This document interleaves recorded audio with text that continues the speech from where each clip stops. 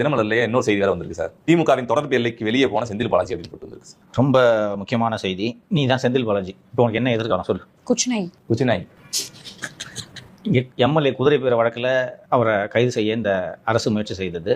அவர்தான் முன்ஜாமீன் பெற்று, அவர்தான் உச்சநீதிமன்றம் வரை சென்று அவர்தான் தன்னை காப்பாற்றிக் கொண்டார். அவர் குதிரை பேரத்தில் ஈடுபட்டது, எம்எல்ஏக்களை விலைக்கு வாங்க முயற்சி செய்தது திமுக அரசுக்காக, திமுக அரசு சொல்லி. அவர் தாவேக எம்எல்ஏக்களை விலைக்கு வாங்க முயற்சியில் ஈடுபட்டது திமுகவின் நலனுக்காக, உதயநிதியின் உத்தரவால். அப்ப அவருக்கு ஒரு சிக்கல் வரும்போது இது பொய் குற்றச்சாட்டு என்று திமுக தலைமைதான் வெகுண்டெழுந்திருக்க வேண்டும். அறிவாளை ஏட்டையா மட்டும் விட்டு ஒரு பேட்டி கொடுக்க வச்சு அதோட முடிச்சுக்கிட்டீங்க. ஏவோ வேலுவுக்கு பொங்கி எழுந்தது போல இம்முறை இவருக்கு பொங்கி எழவில்லை. கடந்த முறை அமலாக்கத்துறை வந்தபோது 45 கட்டோடு வீடியோ போட்டிருக்கு. மாபெரும் இயக்குனர் தீப்பொறி தினேஷ் இயக்கத்தில். நான் கூட 45 கட்டு, இந்த 45 கட்டு அந்த கட்டுல இந்த கட்டு. Okay okay. தீப்பொறி தினேஷ் இயக்கத்தில் ஒரு பிரபலமான வீடியோவை தயாரித்து வெளியிட்டீர்கள். தொட்டுப்பார் சீண்டிப்பார்.